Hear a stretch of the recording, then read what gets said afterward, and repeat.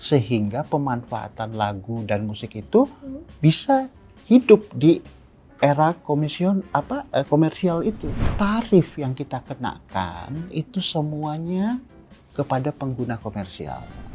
LMKN tetap kejar setiap penyelenggaraan acara. Undang-undang Hak Cipta itu bukan buat hanya pencipta. Saya tegasin, bukan hanya buat pencipta.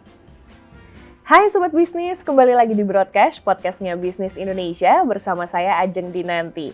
Musik yang kita dengarkan setiap hari itu merupakan hasil karya sebuah kreativitas dari seniman dan juga para pencipta lagu.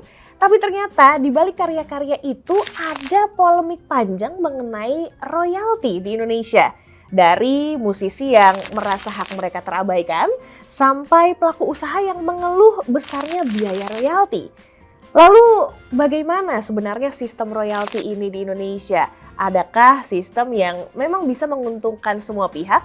Akan kita bahas di episode kali ini bersama Komisioner Lembaga Manajemen Kolektif Nasional Bidang Kolektif Royalti dan Lisensi, Bapak Yesi Kurniawan.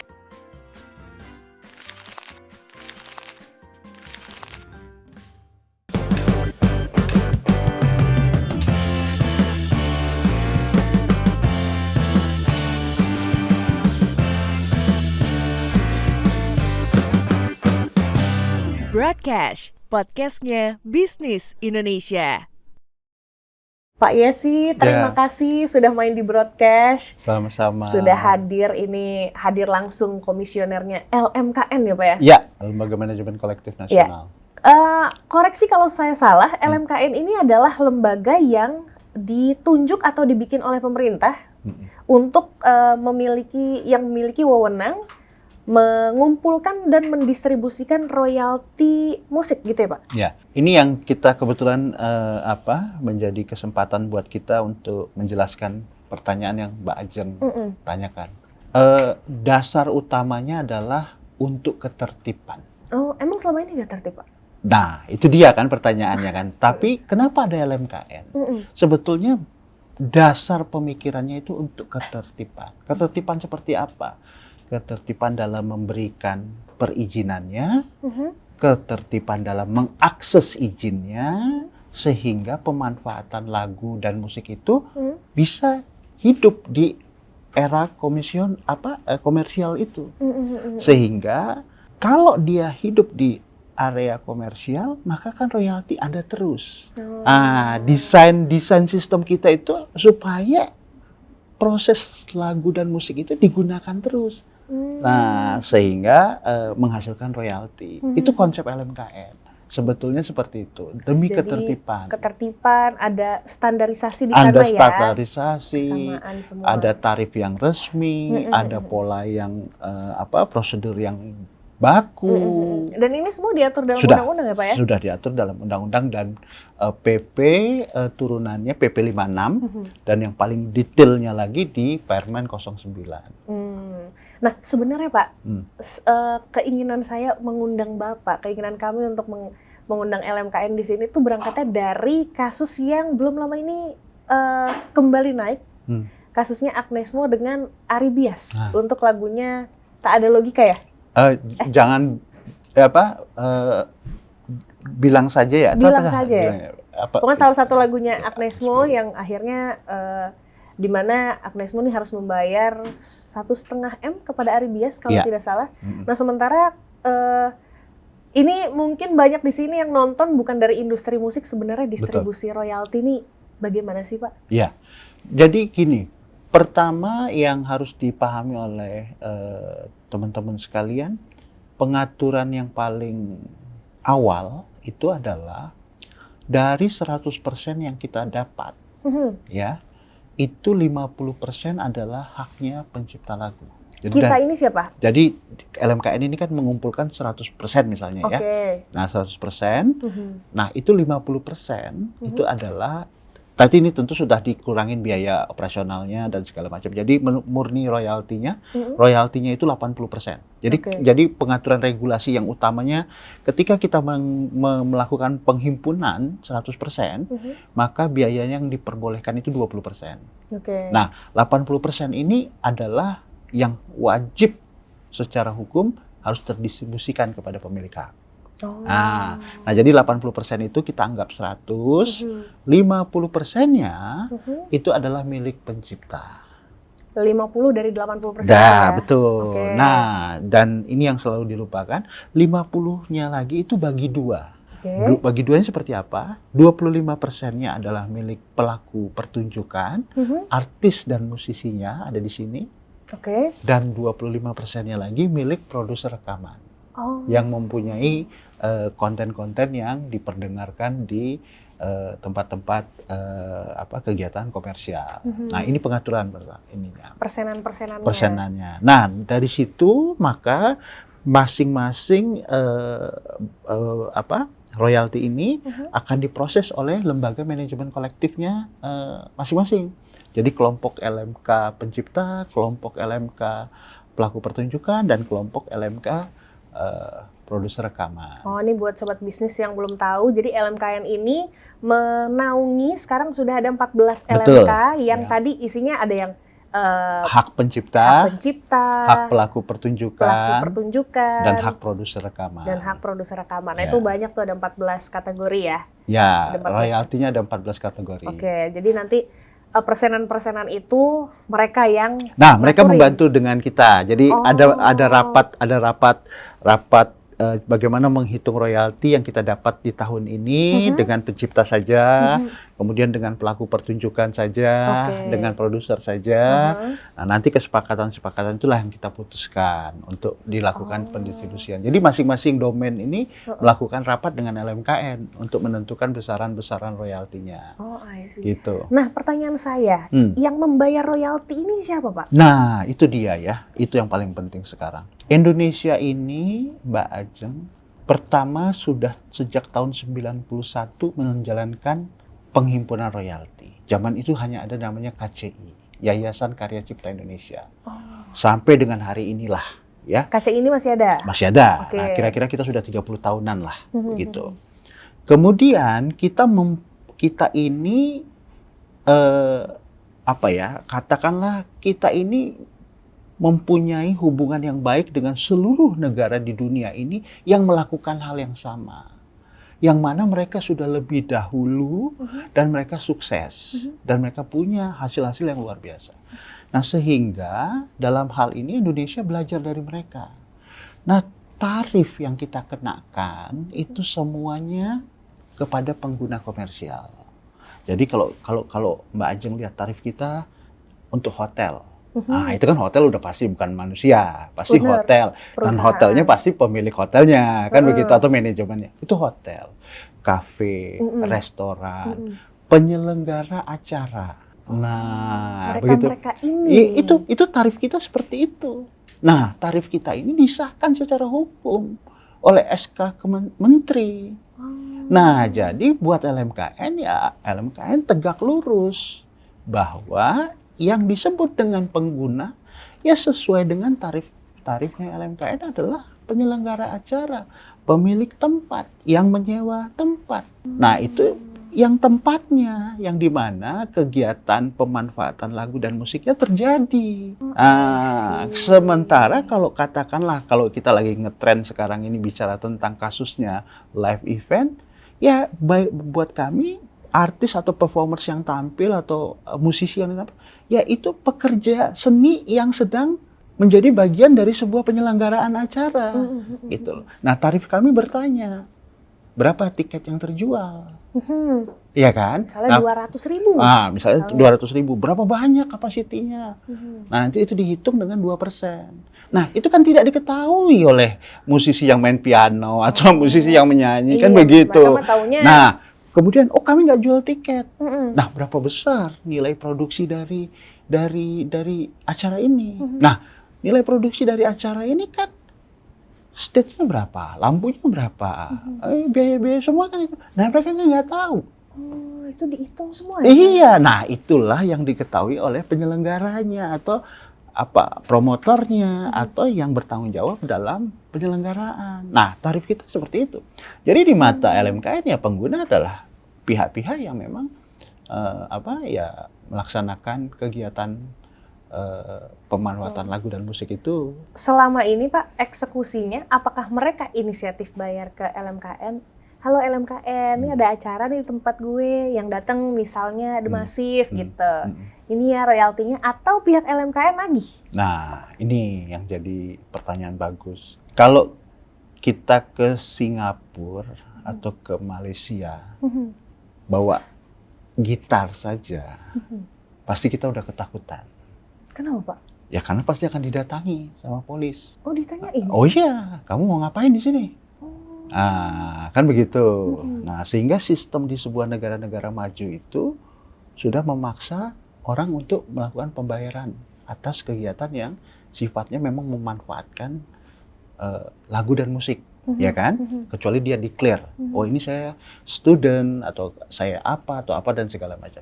Nah, pertanyaan tadi, kalau kita compare dengan negara kita dengan tingkat kesadaran hak ciptanya rendah banget, maka jawabannya LMKN nagih ke semua tempat yang melaksanakan kegiatan komersial. Oh, jadi sekarang karena kesadarannya rendah. Iya. Apakah itu juga termasuk mereka-mereka yang penyelenggara acara? Kan sekarang IO banyak nih. Apakah mereka sudah mengetahui tentang aturan ini, Pak? Gini, pengalaman saya cukup lama yang di sini ya. Tapi yang buat saya agak yang dimaksud dengan apakah mereka sudah mengetahui atau tidak? Sebetulnya mereka sangat mengetahui. Kalau menurut saya, ya. Karena apa? Karena tentu kegiatan penyelenggara itu pasti tidak hanya melibatkan satu orang, ya kan? Pasti ada pihak-pihak dan itu pasti dipertanyakan, terutama pada saat membuat kontrak-kontrak. Saya pikir lawyer-lawyer generasi sekarang sudah pasti mempertanyakan itu. Cuman akhirnya kan ini bisnis, ya kan? Nah, itulah yang kita menjadi masalah. Mungkin saja bilang, sudahlah yang itu nggak usah menjadi bagian kalian, biar saya aja, gitu. Nah, dipikir pelaku pertunjukannya sudah beres. Tapi kan tidak pernah dibayarkan kepada LMKN, atau tidak pernah diurus, ya kan? Nah, mungkin juga karena kegiatan tersebut rugi. Bisa juga karena berbagai hal, kan begitu. Tapi ya tentu buat LMKN tetap kejar setiap penyelenggaraan acara. Oh, oke. Jadi harusnya sudah pada tahu semua. Harusnya tapi sudah tahu. Tidak tidak dibayarkan. Iya. Nah, kemarin saya sempat baca-baca Pak. Jadi royalti ini ada beberapa cara gitu. Seperti direct licensing, ada mechanical ya Pak? Oh, mechanical tuh jenis lisensinya. Jenis lisensinya, oke. Direct licensing, mechanical. Atau kolektif sebetulnya. Dan juga direct VS kolektif sebetulnya. Oh, kalau mechanical dan performing rights. Jadi ada jenis performing, ada jenis mechanical. Nah, kalau mechanical itu adalah sebetulnya bahasa yang digunakan untuk manufaktur. Jadi ibaratnya itu memperbanyak kalau bahasa Indonesianya. Oh, misalnya cetak kaset, cetak kaset, CD, makanya itu dikenal sebagai mechanical karena dia memproduksi produk. Kan dan juga fisiknya terlihat ya Pak ya? Betul, ada fisik, makanya itu mechanical. Jadi hak mechanical itu berbanding lurus dengan jumlah yang penjualan dari hasil mechanicalnya, begitu. Nah, yang jadi permasalahan kemarin nih itu performing rights. Apa sih Pak ininya? Jadi sebetulnya kalau boleh saya menyampaikan begini, ini saya menjadi orang yang mengetahui betul kejadiannya seperti apa. Jadi sebenarnya ceritanya yang sederhananya seperti ini. Seorang pelaku pertunjukan itu pada saat mau katakanlah dia memiliki untuk mendapatkan jadwal konser, itu penyelenggara membayar DP.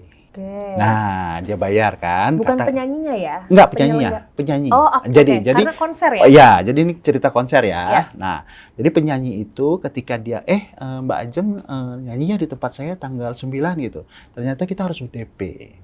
Nah, pencipta itu merasa iri. Kok Mbak Ajeng ini menyanyikan lagu saya kok. Dia baru di booking saja sudah dapat duit. Sementara saya enggak. Oke. Pada saat Mbak Ajeng mau naik ke panggung, itu sudah harus lunas. Kalau tidak lunas, Mbak Ajeng tidak mau perform. Nah, ini juga jadi setelah dia kerja, dia sudah dibayar. Nah, kok kita nunggu tiket dulu dihitung, kita nunggu LMKN punya waktu menyimpan royalti, kemudian LMKN transfer lagi ke LMK, lama. Prosesnya. Mending ujung-ujungnya besar, tahu-tahu kecil. Nah, itulah sebetulnya fenomena yang terjadi, ada kecemburuan lah ya, dalam hal ini, atau ketidakseimbangan dalam kita memperlakukan kedua pihak ini. Nah, ini terjadi pada saat COVID, hilang semua, tidak ada event. Jadi masa COVID tidak ada semua. Sebelum COVID tidak ada masalah. Jadi ada COVID, hilang semua. Waktu pemerintah membolehkan kembali event, itulah trigger terjadinya kecemburuan. Ada kami belum dapat ekonomi, kok orang ini dibuka, acara sudah boleh jalan, mereka langsung mempunyai ekonomi yang baik gitu loh. Nah, ini juga Pak, di berita kemarin ada beberapa artis yang melayangkan gugatan ke MK ya Pak ya? Ya.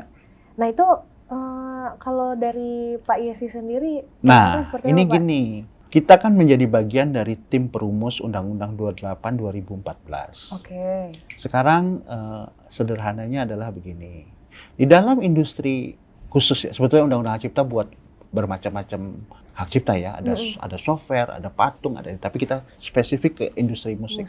Nah, di musik itu Undang-Undang Hak Cipta itu bukan buat hanya pencipta. Saya tegasin, bukan hanya buat pencipta. Kenapa? Karena di dalam Undang-Undang Hak Cipta itu ada hak terkait. Contohnya? Nah, saya cipta, kemudian dinyanyikan dengan suara bagusnya Mbak Ajeng. Karakter Mbak Ajeng yang akhirnya itu membuat hits. Ya kan? Dan direkam oleh seseorang. Kemudian dimasukkan ke Spotify. Secara teori, ekonomi itu akan mengalir ke kebermanfaatan ekonomi itu mengalir kepada kita bertiga. Itu idealnya gitu. Ya kan? Nah, tentu pertanyaan, lagu saya yang bagus bukan karena Ajeng yang itu. Oh, enggak juga. Banyak pembuktian-pembuktian di mana bahwa seorang pelaku pertunjukan atau artis ini yang bisa mengkomunikasikan ekspresi ciptaan, sehingga akhirnya orang menjadi, keren banget ya lagu itu, gitu kan. Nah, keren banget direkam, dan kemudian menjadi sangat market gitu loh, sangat diminati, hits gitu kan. Nah, ini kan kerja. Oleh karena itu Undang-Undang Hak Cipta itu melindungi semua. Nah, oleh karena itu kita pernah mendesain beberapa pasal yang menyatakan bahwa setiap orang untuk melakukan pertunjukan itu tidak perlu minta izin kepada pencipta, tetapi membayar royaltinya melalui LMK. Karena memang sulit. Pas saat kita perform, katakan kita membawakan 5 lagu, pencipta yang satu ada di Ambon, yang satu ada di Aceh, yang satu di Jakarta, dan segala macam, kita bingung juga gitu kan. Nah, tetapi boleh nyanyi.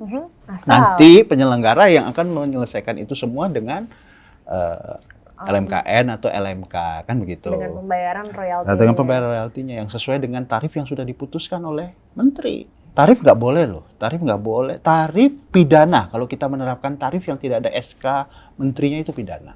Kalau ngomongin tarif, Pak, kalau di undang-undang ini, dalam SK Menteri yang tadi Bapak sebutkan itu, bentuknya tuh angka pasti atau persen-persen? Oh, ada berapa model? Ada berapa model? Oke, ada berapa model.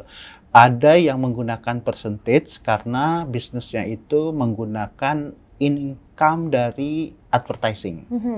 Ada yang menggunakan menghitung luas karena dia seperti mall dan pertokoan gitu.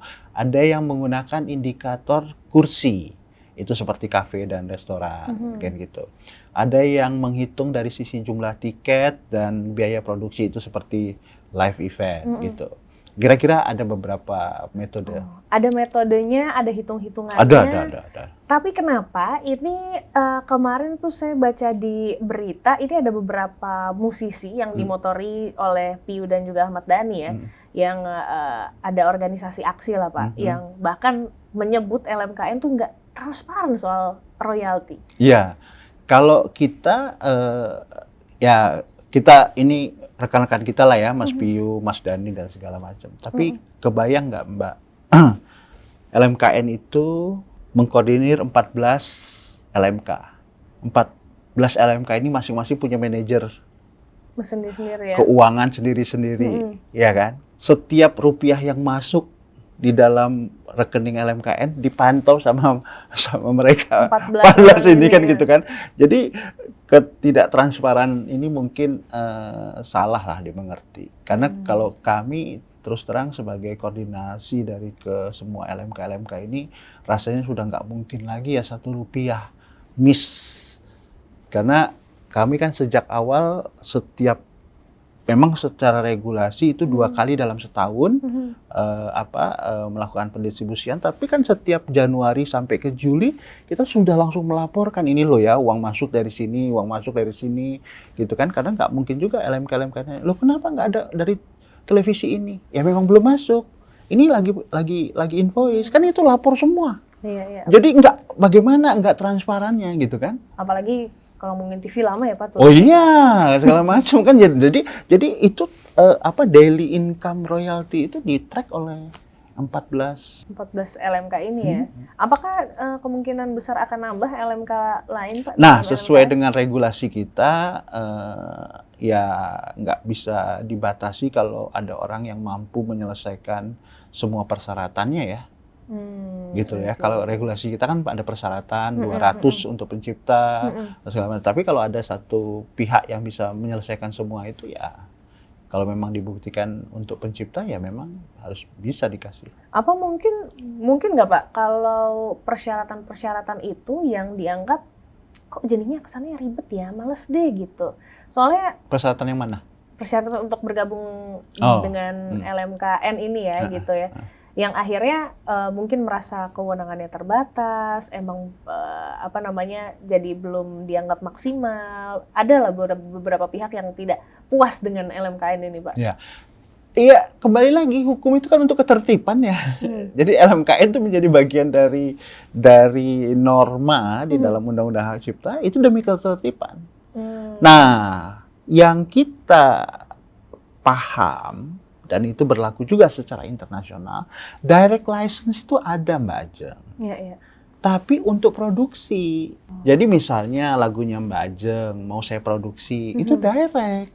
Atau saya mau buat film atas lagunya Mbak Ajeng, itu direct. Itu gitu. direct ya berarti iya, atas. Tapi sekarang pertanyaan saya, kalau 514 kabupaten kota bikin live event, apakah itu bisa direct?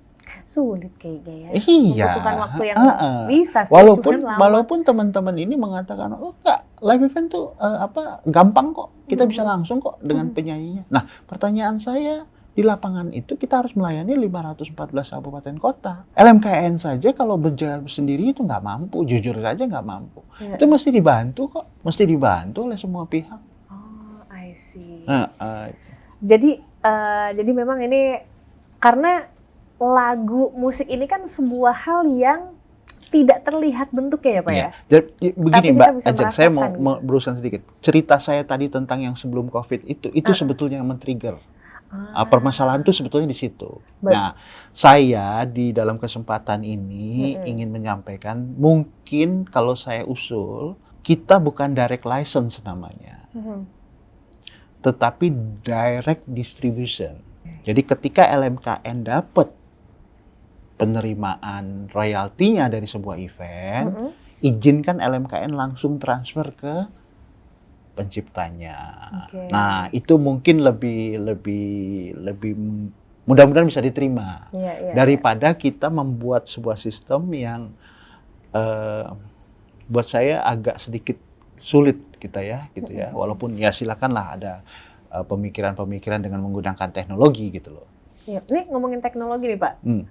Kan sekarang semuanya sudah online, udah digital, musik tuh gampang banget kita dapatkan. Memang sekarang platform streaming musik yang resmi juga kan kayaknya kita sudah terbiasa untuk entah itu subscription, membayar dan lain sebagainya gitu ya.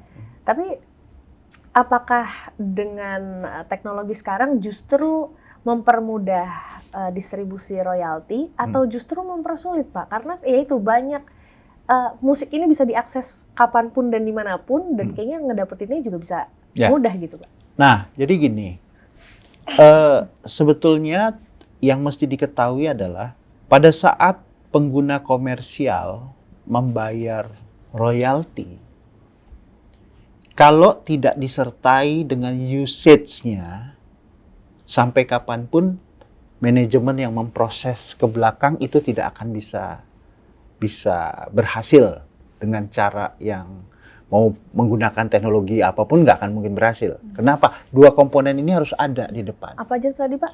Royaltinya, artinya uangnya, dan report penggunaan usage-nya. Usage-nya itu apa sih lagu-lagu yang diputar, kan begitu kan? Diputar berapa kali? Nah, berapa kali dan segala macam. Nah, ini harus ketemu ini. Ini dua komponen ini harus menjadi raw materialnya untuk kita masukkan ke dalam sebuah teknologi, lalu dengan cepat dia bisa memproses distribusinya. Tapi fakta yang terjadi di lapangan sekarang, orang itu sangat sulit memberikan usage-nya. Oh, kenapa gitu, Pak? Oh, sangat sulit. Bisa contoh, misalnya gini, kalau Mbak Ajeng punya hotel, ya kan? Mbak Ajeng nggak akan membuat satu orang mencatatin siapa aja lagu yang diputarkan dan segala macam. Nah, kemudian kalau Mbak Ajeng memakai hotel, Mbak Ajeng memakai aplikasi-aplikasi yang ada dan segala macam, dia juga nggak menyediakan sistem reportnya. Sehingga jadi jadi lebih cenderung mostly itu ya royaltinya yang dibayarkan.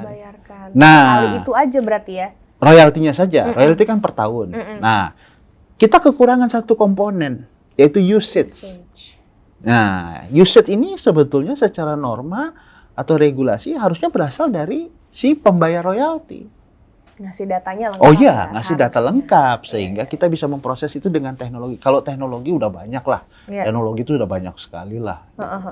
Nah, ini mungkin jadi pertanyaan terakhir, Pak. Ini kata tadi Pak Yesi sebelum kita on air nih, Sobat Bisnis sebelum merekam tadi bilang, itulah yang sedang diperjuangkan oleh Teh Meli. Gitu.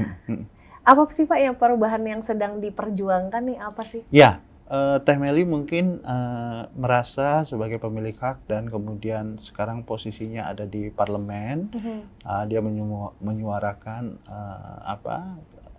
hal ini ya, sehingga nanti dalam undang-undang itu mungkin dia akan meminta lah ya, bukan Teh Meli sebetulnya, artinya seluruh stakeholders yang ada untuk duduk kembali dan berpikir lagi untuk bagaimana caranya supaya setelah 10 tahun sejak Undang-Undang 2014 ini ada, mari kita membuat sebuah kajian. Ya kan, karena masih banyak sekali ketidakpuasan. Apalagi yang perlu ditingkatkan gitu loh.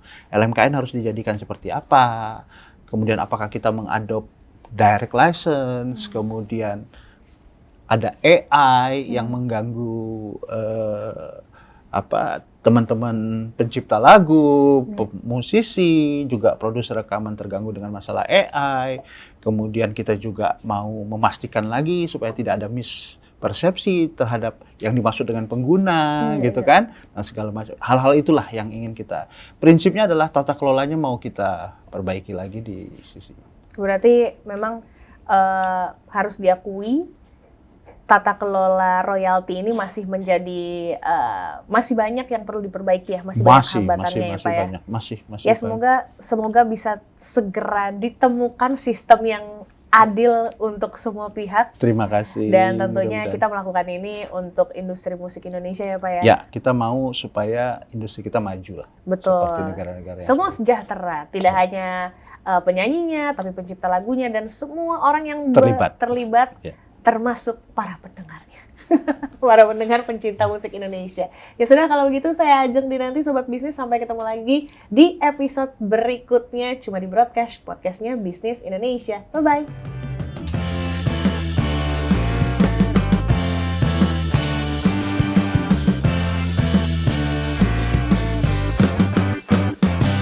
Broadcast, podcastnya Bisnis Indonesia.